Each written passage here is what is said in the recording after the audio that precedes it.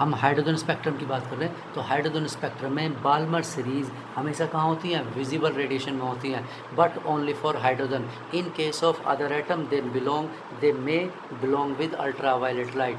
तो विजिबल यानी Balmer series for hydrogen atom visible में होती है, ठीक है। और विजिबल की रेंज आपको बताया था क्या होती है, 4000 टू 7000 एंगस्ट्रॉम, या एनसीईआरटी में मैंने कहा था वो वैल्यू देख लेना, ठीक है। 4000 टू 8000 लिख देता हूँ मैं यहाँ पर, 4000 टू 8000 एंगस्ट्रॉम। और मैं फिर कह रहा हूँ ये अप्रॉक्स वैल्यू है, ठीक है, अप्रॉक्स। तो आप इसे रेंज को एनसीईआरटी से देखेंगे और फिर यहाँ पर लिखेंगे, ठीक। चलिए, तो ये विजिबल में आता है सारा, यानी आपको बाल्मर सीरीज़ में रेड कलर, मतलब आपको कुछ उसमें से स्पेक्ट्रम में कलर भी दिखाई देंगे, red colour, violet colour, blue colour, green colour, इस तरह की रेडिएशंस भी दिखाई देंगी जब हाइड्रोजन डीएक्साइटेड होगा, ऐसे कलर भी दिखाई देंगे, ठीक है। क्यों? क्योंकि वो बाल्मर सीरीज़ है और बाल्मर सीरीज़ का विजिबल रेडिएशन में आता है for hydrogen. Balmer series may be in ultra violet for other, ध्यान रखना, may be in ultra violet for other. और इसमें भी ऐसी है, फर्स्ट लाइन इसकी मैं सभी नहीं लिखूँगा यहाँ पर, आप अपने आप लिखना है यहाँ पर तो आगे, ठीक है। इसे थोड़ा सा डिस्टिंग्विश करने के लिए इसमें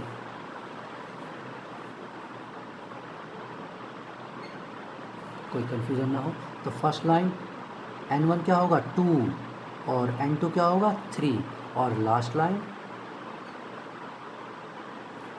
लाइन में N1 क्या होगा 2, वो तो रहना ही है, लेकिन N2 क्या होगा इन्फिनिटी होगा, इस तरह से, ठीक है, समझ में आया।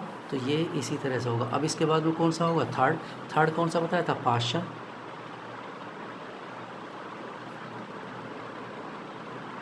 सीरीज़। अब ये बढ़ता जाएगा 3, और ये वाला क्या हो जाएगा 4, और ये हमेशा इंटीजर रहता है, ऑलवेज इंटीजर, ठीक है। अब ये किस में आता है, ये आता है नियर इंफ्रारेड में, मतलब इंफ्रारेड IR, इंफ्रारेड, ये बहुत बड़ी रेंज होती है। इंफ्रारेड आप देखोगे बहुत वाइड होता है, और वाइड होता है तो इसलिए इसे 3 पार्ट में डिवाइड कर दिया है, नियर इंफ्रारेड और फार इंफ्रारेड, ठीक है।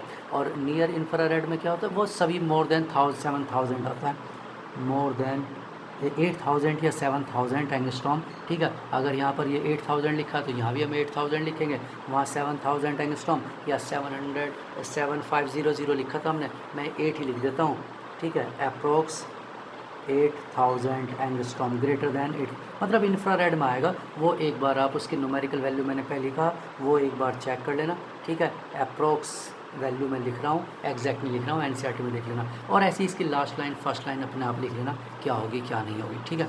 चलिए, इसके बाद में बाल्मर सीरीज़ के बाद में क्या, वो पास्चन के बाद क्या आता है, ब्रैकेट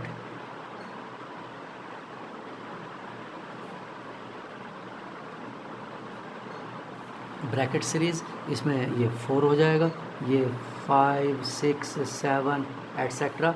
ये आता है इंफ्रारेड IR, सिंपल इंफ्रारेड में आता है, ठीक है, इंफ्रारेड। और वैल्यू इसी तरह से रहेगी, और यहाँ लिख लेना अपने आप ये, ठीक है ना। फर्स्ट लाइन या अल्फ़ा लाइन, ये इस तरह से पार्टीशन कर देते हैं। N1 आपको बताइए इसमें 3 होगा, और N2 क्या होगा, वो इसमें 4 होगा, ठीक, इस तरह से। और ब्रैकेट सीरीज़ जस्ट इसके एक बाद, ठीक है, ऐसी लास्ट लाइन के लिए लिख लेना। और जैसे इसकी फर्स्ट लाइन की बात करें, मैं केवल फर्स्ट लाइन लिख रहा हूँ, N1 = 4 और N2 = 5, इस तरह से, ठीक है। और अगर हम बात करें किसके लिए, इसके बाद वाली नेक्स्ट वाली सीरीज़ के लिए, तो इसके बाद में कौन सी ब्रैकेट की बात क्या आती है, फंड सीरीज़ आती है। P साइलेंट होता है, PFUND लिखा जाता है, P साइलेंट है, फंड सीरीज़। इसके लिए 5 होगा, N1 की वैल्यू 5 होगी, N2 की वैल्यू 6 7 8, और ये भी इंफ्रारेड में रहता है, लेकिन इसे लिखते हैं फार इंफ्रारेड, ठीक है, ठीक, इंफ्रारेड होता है।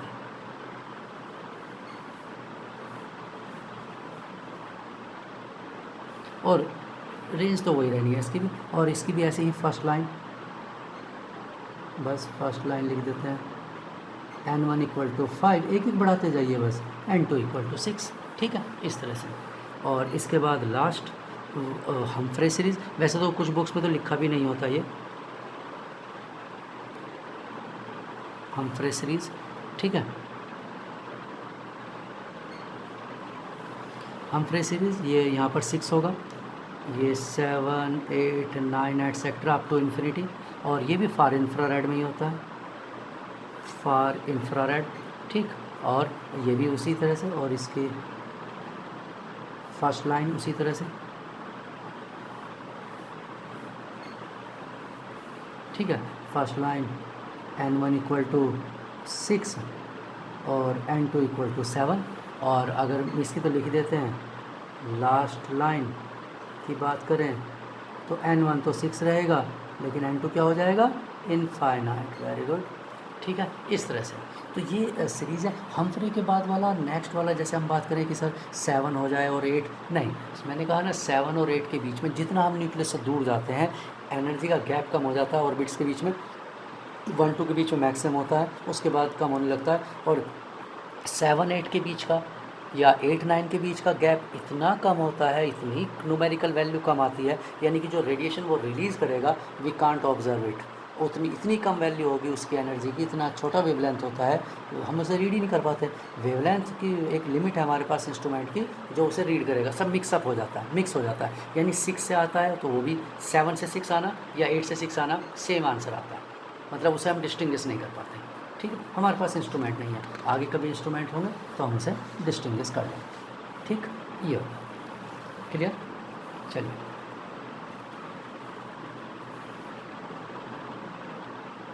अब किसी एक उसमें स्पेक्ट्रम में हम कितनी पॉसिबल लाइन मतलब बन सकती हैं, किसी स्पेक्ट्रम में क्या पॉसिबिलिटी हो सकती है, ठीक है, उसका नंबर ऑफ स्पेक्ट्रम लाइन कहा जाता है, total number of spectrum line, total number of spectral lines obtained during any experiment, कितनी वैल्यू हो सकती है उसकी, ठीक है। अब जैसे आप वहाँ पर मतलब टॉप फ्लोर से आप किसी भी एक नंबर के टॉप फ्लोर से ग्राउंड तक जाते हैं और बीच में कुछ लेवल्स फ्लोर हैं, वैसे तो है ही, ठीक। तो कितनी पॉसिबिलिटीज़ हैं कि आप वेरियस टाइप से आप नीचे आ सकते हैं। जैसे आप कहेंगे कि मैं सर सीधा और टॉप से बॉटम पर आ जाऊंगा, एक पॉसिबिलिटी, फिर मैं क्या करूंगा, टॉप से पहले सेकंड पर आऊंगा, उसके बाद ग्राउंड पर आ जाऊंगा, इस तरह से 3 पॉसिबिलिटीज़ हो गई नीचे आने की, ठीक है। पहले सेकंड पर आए, ठीक, पहले ग्राउंड पर आ गए, ठीक है, फिर सेकंड पर आ करके फिर सेकंड से फर्स्ट पर, तो कितने टाइप से हम नीचे आ सकते हैं उसमें, ठीक है। कई बार आप चाहे कितनी बार भी उसमें बजाइए, कोई दिक्कत नहीं है, लेकिन हर बार रिज़ल्ट क्या होना चाहिए, पहले से डिफरेंट होना चाहिए, रिपीट नहीं होना चाहिए, ठीक है, रिपीट नहीं होना चाहिए। तो इसके लिए फॉर्मूला क्या बनेगा, इसके लिए फॉर्मूला बनेगा n2 minus n1 into n2 minus n1 plus 1 divided by 2, ठीक है। और यहाँ पर यह है टोटल स्पेक्ट्रम, और n2 क्या है, n2 is higher level energy level, ठीक है, और n1 क्या है, लोअर एनर्जी लेवल, ठीक है। अब आप किसी भी लेवल से आइए, जैसे मान लो आप कहते हैं कि सर हम 10 से आएंगे, और कहाँ पर आएंगे, 10 से 1 पर आएंगे, तो 10 से 1 पर आएंगे तो 10 माइनस 1 प्लस 1 डिवाइड बाई 2, ठीक है। कुछ बुक्स में क्या लिखा होता है, इसे एक दूसरी फॉर्म में भी लिखा होगा, ये लिखो, ये तो सभी के लिए फॉर ऑल, एक फॉर्मूला लिखा होगा n इंटू n माइनस 1/2, ऐसा फॉर्मूला लिखा होगा। NCERT में भी लिखा हो सकता है या दूसरी बुक्स में हो सकता है, NCERT में ना हो तो दूसरी बुक्स में मैक्सिमम में ये लिखा होगा, लेकिन ध्यान रखना ये तो सभी के लिए वैलिड है। ये कब वैलिड है, only when electron jumps from any energy level to ground level, यानी अपर लेवल तो फिक्स नहीं है, लेकिन ग्राउंड लेवल फिक्स है। ग्राउंड लेवल मतलब 1, ground level means n1 equal to 1। अब देखिए जैसे मैं यहाँ पर लिख दिया n2 माइनस 1 +1 -1 +1 क्या हो जाएगा, कैंसिल आउट। तो फॉर्मूला क्या बन जाएगा, N2 बाहर रह जाएगा, N2 -1, N2 बाहर रह गया, N2 -1 डिवाइड बाई 2। ठीक है, तो N यहाँ पर क्या है, हाइयर एनर्जी लेवल है, एनी एनर्जी लेवल यानी N is the any energy level. इस फॉर्मूले में N एनी एनर्जी लेवल है और ग्राउंड लेवल पर आना है उसे N1 = 1 पर। ठीक है, नीचे आना है। ठीक, और N2 की वैल्यू क्या हो गई है, N2 की वैल्यू N के इक्वल है, N2 N is equal to N2। Clear. तो इस तरह से ये फॉर्मूला लिखा होगा, लेकिन ये कब यूज़ करना है, जब इलेक्ट्रॉन किसी भी लेवल से ग्राउंड पर जंप करता है। और हर बार ऐसा नहीं होगा कि वो ग्राउंड पर जंप करेगा, आपको न्यूमेरिकल में कुछ भी दे सकते हैं। ठीक है, ग्राउंड टू मतलब 7 to 2, 7 to 3 level, 7 to 5 level, कुछ भी दे सकते हैं। तो आप ये फॉर्मूला याद रखिएगा, इसका आप यूज़ करेंगे। ठीक है, क्लियर। तो ये इजी से नंबर ऑफ ऑर्बिट, इसी का यूज़ किया बाल्मर ने, सॉरी बोर्ड साइंटिस्ट ने इसी का यूज़ किया, बोर्ड ने, और उसने यही बताया है अपने उसमें फॉर्मूला। आप इसका बोर्ड का एटॉमिक मॉडल पढ़ेंगे तो कि एन ऑर्बिट एटम में क्या होते हैं, ऑर्बिट्स होते हैं, एनर्जी लेवल्स होते हैं एटम के अंदर एनर्जी लेवल्स होते हैं। तो वो उसने इसी से प्रूव किया कि जब अगर लेवल्स नहीं होते तो एटम क्या करता, एक एनर्जी एब्जॉर्ब करता और एक एनर्जी रिलीज़ करता, एक एब्जॉर्ब एक रिलीज़। ठीक, यही होता है अगर कोई लेवल नहीं है। लेकिन अगर लेवल हैं तो डेफिनेटली वो रुक कर आ सकता है, यानी उसे वैरायटी ऑफ रेडिएशन रिलीज़ करना चाहिए, वैरायटी ऑफ रेडिएशन एब्जॉर्ब करना चाहिए, और ऐसे ही करता है। हाइड्रोजन कई टाइप के रेडिएशन एब्जॉर्ब कर लेता है और कई टाइप के रेडिएशन रिलीज़ कर देता है। इसका मतलब उसमें क्या बने हुए हैं, लेवल्स बने हुए हैं। ठीक, क्लियर। तो ये फॉर्मूला होता है, इसका आपको ध्यान रखना। इसी से रिलेटेड न्यूमेरिकल है। ठीक है, न्यूमेरिकल भी होते हैं इसी से रिलेटेड। जैसे अगर हमें एक न्यूमेरिकल की बात करें, calculate the shortest wavelength in hydrogen, जैसे आपसे कहा गया शॉर्टेस्ट वेवलेंथ। क्वेश्चन क्या है,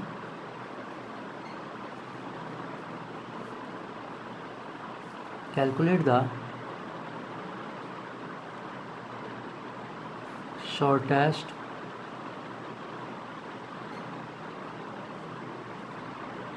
wavelength in H hydrogen spectrum.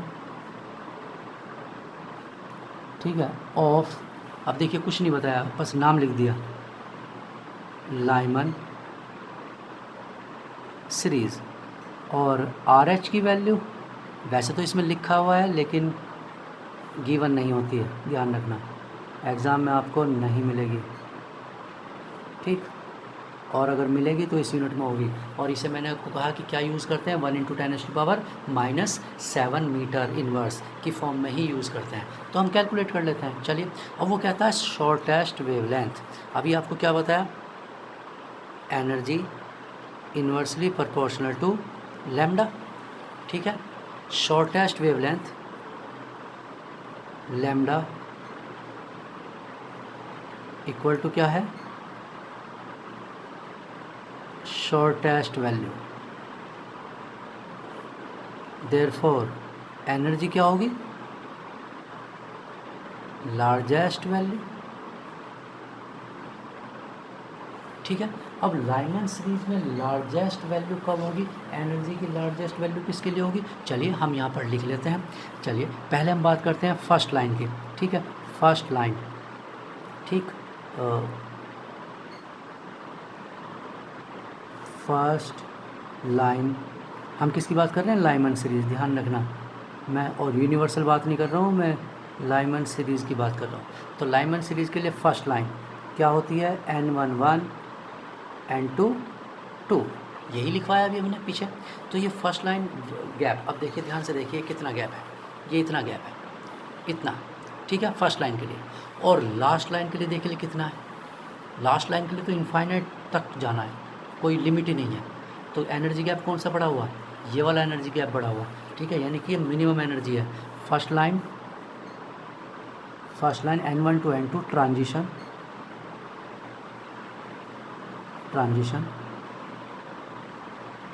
belongs to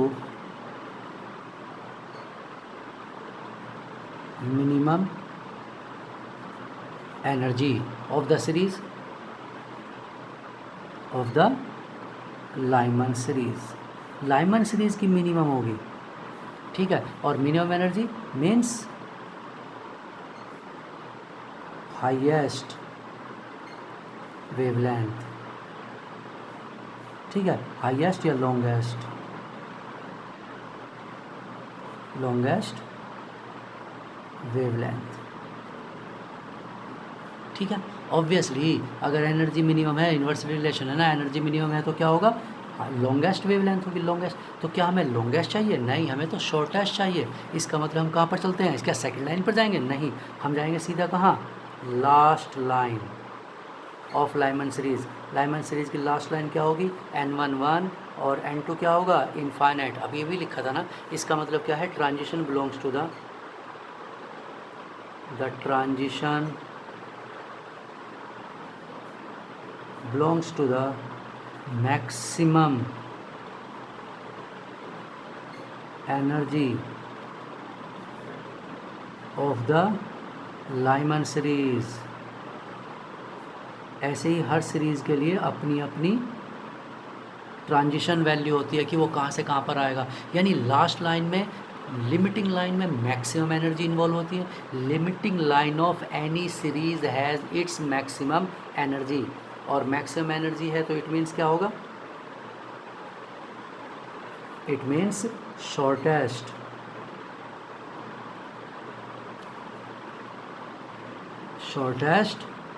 wavelength, ठीक है। इसका मतलब है शॉर्टेस्ट वेवलेंथ होगी। तो लास्ट लाइन और limiting line of any series belongs to the maximum energy and minimum wavelength, shortest wavelength, whereas first line of any series belongs to the its minimum energy or longest wavelength, ठीक है। तो first line और last line of any series, ये हमने Lyman series के लिए लिखा, ठीक है। और ऐसे ही सभी सीरीज़ के लिए होता है। और हमें क्या चाहिए, देखो अब शॉर्टेस्ट वैल्यू चाहिए। शॉर्टेस्ट मीन्स, हाँ, तो शॉर्टेस्ट वैल्यू यानी कि ये शॉर्टेस्ट, यहाँ जाइए, ये रहा शॉर्टेस्ट यानी कि n1 n2। तो ठीक है, सॉल्व कर लेते हैं। वेवलेंथ कह रहा, तो 1/λ इक्वल टू क्या फॉर्मूला होगा, RH/z² 1/n1² माइनस 1/n2², ठीक है।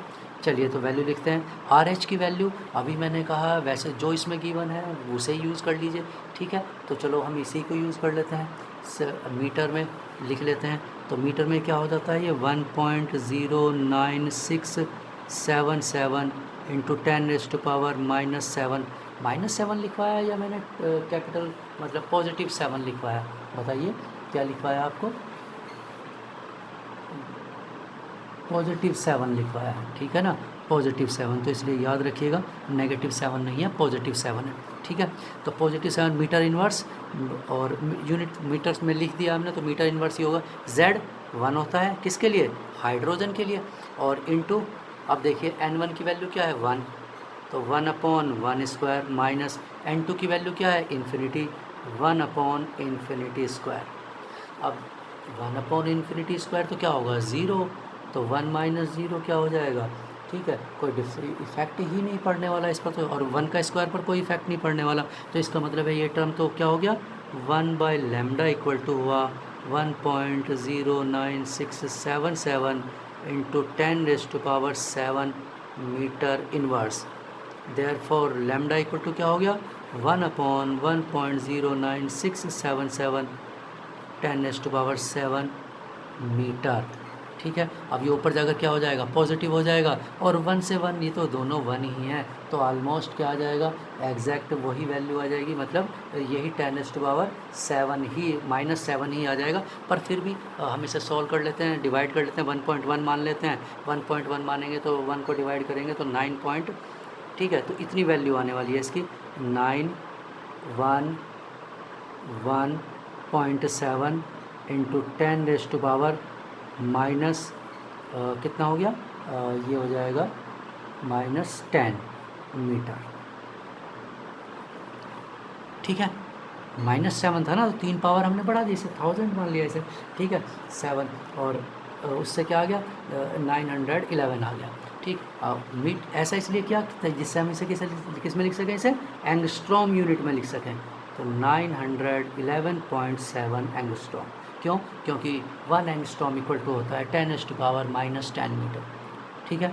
तो किसी भी सीरीज़ की फर्स्ट लाइन का ट्रांजिशन मिनिमम एनर्जी का होता है, मैक लॉन्गेस्ट वेवलेंथ का होता है, एंड कि any series last line limiting line और last line of any series belongs to the transition belong to the maximum energy और मीन्स शॉर्टेस्ट वेवलेंथ। तो इस तरह से इस फॉर्मूले का यूज़ होगा, आपसे longest, shortest wavelength, minimum energy, maximum energy, wave number, wavelength, ठीक है, एनर्जी, कुछ भी पूछ सकते हैं। अगर इसकी एनर्जी पूछते हैं तो लैम्डा तो है हमारे पास, और लैम्डा का और एनर्जी का रिलेशन आपको लिखवाया हुआ है किसमें, प्लैंक थ्योरी में, E = hc/λ।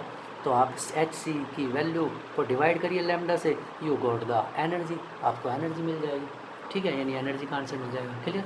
अब इन्हीं के बेसिस पर, ऑन द बेसिस ऑफ, और ये एक्सप्लेन नहीं होता है वेव नेचर के बेस पर, एक्सप्लेन नहीं होगा, क्योंकि वेव नेचर तो कंटिन्यूस है, कंटिन्यूस, जैसे मैंने बताया कि विदाउट फ्लोर की बिल्डिंग है, कंटिन्यूस, तो अगर कंटिन्यूस है तो सीधा ऊपर जाना चाहिए और ऊपर से सीधा नीचे एक बार, यानी एक वैल्यू एब्जॉर्ब करने की, एक वैल्यू रिलीज़ होने की। लेकिन एक्सपेरिमेंट में तो ऐसा नहीं है, एक्सपेरिमेंट में तो बहुत सारी वैल्यूज़ पैकेट वो एब्जॉर्ब कर सकता है अलग अलग एनर्जी, और अलग अलग एनर्जी वो रिलीज़ भी कर सकता है, अलग अलग एनर्जी रिलीज़ कर सकता है, ठीक है। और एक्सपेरिमेंट में दिख भी रहा है कि इतनी सारी एनर्जीज उसने रिलीज़ की हैं। एक एटम नहीं कर रहा है, कभी आप सोच रहे हो कि पहले वो एक बार नीचे आ जाएगा, मैं फिर कह रहा हूँ कि ये एक एटम ऐसा नहीं कर रहा है कि एक एटम का नहीं, बहुत सारे एटम्स हैं, तो किसी एटम में क्या हो रहा है, इलेक्ट्रॉन सीधा नीचे आ रहा है, एक एनर्जी का रिजल्ट मिल गया। किसी एटम में क्या हो रहा है, पहले वो सेकंड पर आया, फिर 1 पर आया, 2 एनर्जी मिल गई हमें। फिर अगले एटम में वो पहले 3rd पर आया और उसके बाद फिर 1 पर आया, तो 2 एनर्जी मिल गई हमें, इस तरह से। या वो स्टेप बाय स्टेप आ सकता है, 8 से 7, 7 से 6, 6 से 5, 5 से 4, 4 से 3, 3 से 2, 2 से 1, इस तरह से एक एक करके भी आ सकता है, तो हमें वैरायटी ऑफ लाइंस मिलेंगी। तो इस तरह से हर अलग के एक कलेक्शन है, ठीक है, डिफरेंट एक्सपेरिमेंट्स का कलेक्शन है, ठीक। चलिए इसके बाद हम बात करते हैं बोर्स थ्योरी की, ठीक है। बोर्स थ्योरी या बोर्स मॉडल, बोर्स मॉडल किस पर बेस्ड है वो मैंने आपको बताया था, ठीक है, Bohr's model for hydrogen atom.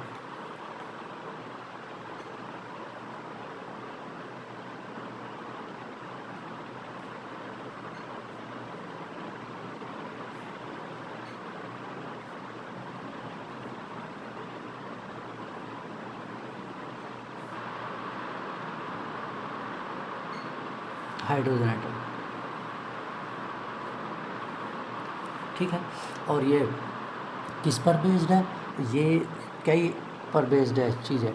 एक रदरफोर्ड कंसेप्ट, मैंने पहले कहा रदरफोर्ड का एक कंसेप्ट यूज़ किया है, कौन सा, वो लास्ट वाला कंसेप्ट जो आपको बताया है, कि एक पॉजिटिवली चार्ज सेंटर है और उसके अराउंड में इलेक्ट्रॉन रिवॉल्व कर रहा है, ठीक है। तो ये कंसेप्ट किसका था, और उसमें क्या होता है, अट्रैक्शन होता है किसका, सेंट्रीफ्यूगल फोर्स होता है, ये किसका पॉइंट है, ये रदरफोर्ड का, इसने यूज़ किया। दूसरा क्या यूज़ किया, प्लैंक क्वांटम थ्योरी यूज़ की, बोर्ड ने क्या यूज़ किया, प्लैंक क्वांटम थ्योरी। उसके अभी हम लिखेंगे, उसमें एच को यूज़ करेगा वो एच। उसके बाद उसने क्या यूज़ किया, उसने यूज़ किया हाइड्रोजन स्पेक्ट्रम, ठीक है, हाइड्रोजन स्पेक्ट्रम, उसका कोई रोल नहीं था लेकिन उसने यूज़ किया हाइड्रोजन स्पेक्ट्रम की ऑर्बिट को समझाने के लिए हाइड्रोजन स्पेक्ट्रम यूज़ किया, ठीक है। तो इसकी स्टेटमेंट्स क्या हैं, वो पोस्टुलेट्स लिख लेते हैं, एजम्पशंस या पोस्टुलेट्स,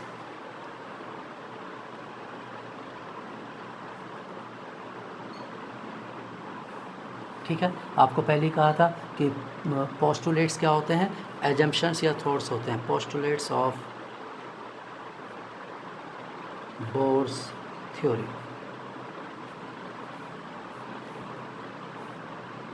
ठीक है। बोर्स थ्योरी के क्या पोस्टुलेट्स हैं या एजम्पशन थॉट है ये, और मैंने कहा किस किस पर बेस्ड है, रदरफोर्ड का एक पॉइंट जो आपको बताया था, दूसरा प्लैंक क्वांटम थ्योरी, और तीसरा हाइड्रोजन स्पेक्ट्रम, ठीक। तो अब 1 बाय 1 हम इसके पॉइंट लिखते हैं। First point, the electron in hydrogen atom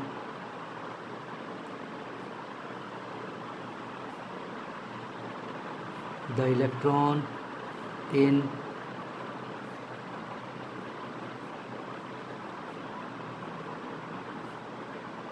the hydrogen atom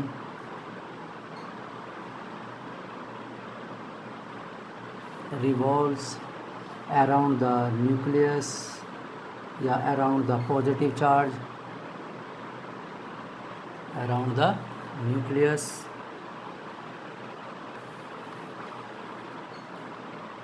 in a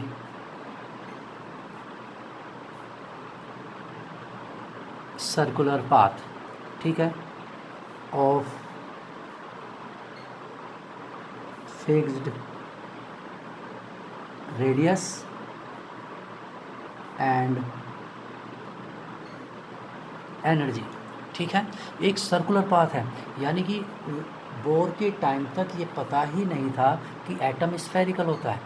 atom, actual atom, molecule, ion सब क्या होते हैं, स्फेरिकल होते हैं, आपको पता होगा, रीड किया होगा आपने। लेकिन बोर्स को या इससे पहले किसी साइंटिस्ट को पता नहीं था। वो सब क्या समझते थे कि एटम सर्कुलर है, मतलब एक सर्किल की तरह से है बस, वो मतलब 2D है, 2 डायमेंशनल है, 3 डायमेंशनल नहीं है। सब उसे 2 डायमेंशनल समझ रहे हैं, ठीक है। बाद में जाकर प्रूव होता है कि नहीं, वो 2 डायमेंशनल नहीं है, 3 डायमेंशनल है, ठीक है। तो ये इसीलिए सर्कुलर पाथ कहा है उसने कि सर्कुलर पाथ पर रिवॉल्व करता रहेगा। These path are called, these paths are called orbits, ठीक है। इन्हें ऑर्बिट्स कहते हैं या शैल कहते हैं, ठीक है, या इन्हें क्या कहते हैं, एनर्जी लेवल कहते हैं, ठीक है। इस तरह से नाम लिखते हैं, एनर्जी लेवल लिख देंगे, शैल लिख देंगे, ठीक है, ऑर्बिट लिख देंगे, और स्टेशनरी लिखते हैं, स्टेशनरी स्टेट, ठीक है, एनर्जी शैल, तो एनर्जी लेवल कह देते हैं या स्टेशनरी। स्टेशनरी का मतलब होता है फिक्स्ड। स्टेशनरी का क्या मीनिंग है, फिक्स्ड, स्टेशनरी स्टेट, ठीक है, या स्टेशनरी एनर्जी लेवल, ठीक, ये सब इसका लिखा जाता है, नाम लिखा जाता है, ठीक है। इनमें से कुछ भी कह सकते हैं, stationary state, energy level, stationary energy level, orbit, shell, इस तरह से इनके नाम लिखे जाते हैं, ठीक है। और इन्हें पहले क्या कहा जाता है, इनका नंबर क्या लिखा था, इन्हें क्या कहते थे, KLMN, ठीक है, KLMN एट्सेट्रा। रिसेंटली क्या कहते हैं, 1 2 3 4 एट्सेट्रा, ठीक। अब इन्हें क्या कहा जाता है, इन्हें KLMN नहीं कहा जाता, वो 9 10 तक लिखा जाता था। अब इन्हें क्या कहते हैं, अब इन्हें कहते हैं 1 2 3 4 नंबरिंग की फॉर्म में कहा जाता है, ठीक है। और ये इंटीजर वैल्यू होती है, ठीक, ये क्या होता है, इंटीजर वैल्यू होती है, क्लियर। इस तरह से ये उसका पहला पॉइंट था, ठीक। चलिए इसके बाद second point,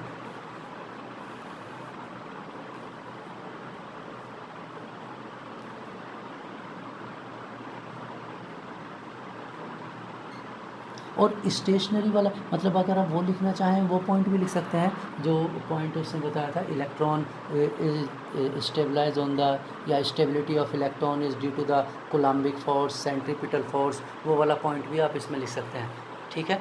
for stability refer to the Rutherford point, ठीक, आप ऐसा लिख सकते हैं, उसने लिखा हुआ है, ठीक है, for stability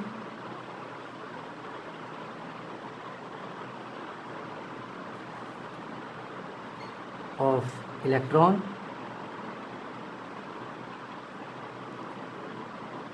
refer to the Rutherford point, ठीक है। रदरफोर्ड का जो लास्ट पॉइंट था उसके लिए उसके लिए रेफ़र कर देते हैं। स्टेबिलिटी मतलब स्टेबिलिटी ऑफ इलेक्ट्रॉन की, इलेक्ट्रॉन कैसे स्टेबल है उसमें, तो वो कोलम्बिक फोर्स है, सेंट्रीफ्यूगल फोर्स है, वो आपको बताया था, उसी को यहाँ पर एक्सप्लेन किया है, ठीक है। वो हम भी उसमें आगे जब थ्योरी लिखेंगे तो उसमें हम वो लिखेंगे, ठीक है, डेरिवेशन करेंगे इसका, ठीक। अच्छा, अब इसमें जो सेकंड पॉइंट है कि वो इलेक्ट्रॉन रिवॉल्व कहाँ करता है, electron can revolve only in those orbits, second point, out of the possible orbits, out of the possible orbits, electron can revolves only in those orbits in which its angular momentum is या should be या is लिख लो, या should be की requirement नहीं है, is an integral multiple of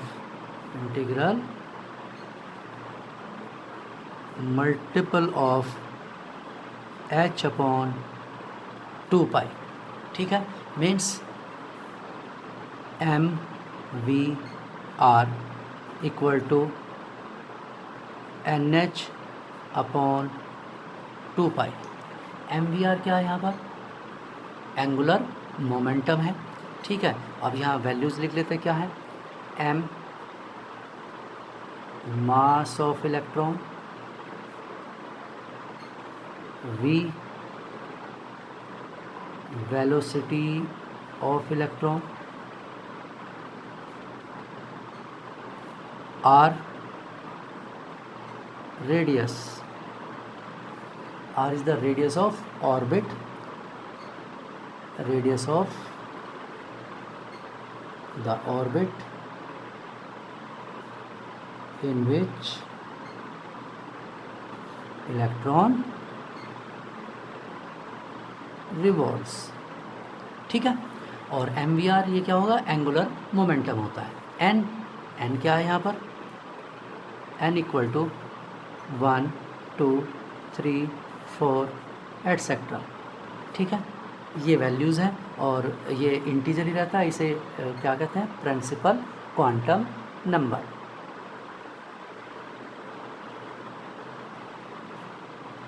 principal quantum number, इसे principal quantum number कहा जाता है। ठीक है, एन की वैल्यू एन 1 2 3, और ये ऑलवेज इंटीजर होता है, कभी जीरो नहीं होगा। ठीक, तो ये एंगुलर मोमेंटम है। अब एंगुलर मोमेंटम को हमें सॉल्व करने की यहाँ कोई रिक्वायरमेंट नहीं है, आई ओमेगा से बनता है वो। ठीक है, और वो आप फिजिक्स वगैरह में पढ़ लेते हैं, इसलिए यहाँ कोई रिक्वायरमेंट नहीं है उसकी कि एम वी आर कैसे आ गया यहाँ पर। ठीक है, एंगुलर मोमेंटम है। तो अगर फिर भी अगर किसी को प्रॉब्लम है ये, ठीक है, तो हम इसे डिस्कस कर लेंगे अगले किसी टॉपिक में। ठीक है, मतलब अगले लेक्चर में अगर किसी को प्रॉब्लम हो। वैसे रिक्वायरमेंट नहीं है और फिजिक्स का पार्ट है जब आप फिजिक्स पढ़ेंगे, क्योंकि हम इतना फिजिक्स यहाँ यूज़ करने की रिक्वायरमेंट होगी नहीं। केमिस्ट्री में फिजिक्स के क्वेश्चंस नहीं आते हैं। ठीक है, चलिए, तो फिर भी एक बार देख लेना, एम वी आर ये आई ओमेगा से आएगा, और अगर उसमें प्रॉब्लम हो तो बता देना, आप लिख देना व्हाट्सएप पर, मैं उसे नेक्स्ट लेक्चर में डिस्कस कर दूँगा। ठीक, चलिए, ये हो गया दूसरा पॉइंट। तीसरा पॉइंट क्या है?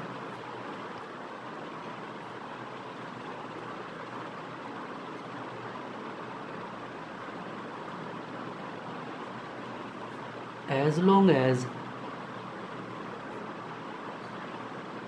electron revolves in a particular orbit, its energy remains constant। ठीक है, उसकी एनर्जी में कोई भी चेंज नहीं आएगा। इलेक्ट्रॉन की एनर्जी जब तक वो एक पर्टिकुलर ऑर्बिट में रिवॉल्व करता है तब तक उसमें कोई चेंज नहीं आता है। ठीक है, ये है स्टेबिलिटी को एक्सप्लेन करने के लिए। मैक्सवेल ने जो कहा था कि स्टेबिलिटी एक्सप्लेन करिए, तब बोर्ड ने ये उसके अगेंस्ट में यूज़ किया कि जब तक इलेक्ट्रॉन एक ऑर्बिट में रिवॉल्व कर रहा है तब तक वो क्या नहीं करेगा, उसकी एनर्जी में कोई भी चेंज नहीं आता, ना वो लूज़ करेगा और ना ही वो एनर्जी क्या करेगा, गेन करेगा। ठीक है, यानी टाइम के साथ उसकी एनर्जी में कोई चेंज नहीं आता। अब ऐसा क्यों है, ये नहीं कह सकते, पोस्टुलेट है क्या, अब डिफरेंस आ जाता है। अब डिफरेंस क्या है कि मैक्सवेल की जो थ्योरी है वो क्लासिकल फिजिक्स है, applicable for large particles, macroscopic, बड़े बड़े पार्टिकल्स पर। यानी कि अगर आप कोई इलेक्ट्रॉन, बहुत बड़ा साइज़ का इलेक्ट्रॉन लेंगे, मतलब जो दिखाई देगा बड़ा पार्टिकल साइज़ होगा, अगर आप उसे रिवॉल्व कराएंगे किसी न्यूक्लियस के, यानी बड़े न्यूक्लियस के चारों ओर, तो मैक्सवेल की थ्योरी करेक्ट होगी। यानी अगर हमें दिख रहा है यहाँ पर कोई चार्ज घूम रहा है बड़े साइज अट्रैक्शन में, तो वो डेफिनेटली कोलैप्स कर जाएगा। लेकिन ये है माइक्रोस्कोपिक पार्टिकल, और माइक्रोस्कोपिक यानी एटम या इन इस टाइप के इलेक्ट्रॉन या एटम या इतने छोटे साइज़ के ऑब्जेक्ट्स में क्लासिकल फिजिक्स वर्क नहीं करता है। इसके लिए अलग रूल हैं जिन्हें कहते हैं क्वांटम फिजिक्स, यानी ये क्वांटम फिजिक्स का रूल है। ठीक है, तो क्वांटम फिजिक्स में ये है कि जब तक इलेक्ट्रॉन एक ऑर्बिट में रिवॉल्व करेगा वो एनर्जी का लॉस नहीं करेगा। अब इसका कोई रीज़न नहीं है कि वो एनर्जी का लॉस क्यों नहीं करेगा, ठीक है, लेकिन ये क्वांटम फिजिक्स है। तो और क्वांटम फिजिक्स क्लासिकल फिजिक्स में एप्लीकेबल नहीं है, क्लासिकल फिजिक्स क्वांटम फिजिक्स में एप्लीकेबल नहीं है। ठीक है, रिलेशन निकाल सकते हैं, लाइक बना सकते हैं, लेकिन उसे हम ऐसे रिप्लेस नहीं कर सकते कि आप क्लासिकल फिजिक्स को लाकर क्वांट यहाँ पर अप्लाई कर लोगे एटम के लिए, या एटॉमिक इसे क्वांटम फिजिक्स को ले जाकर मैक्रो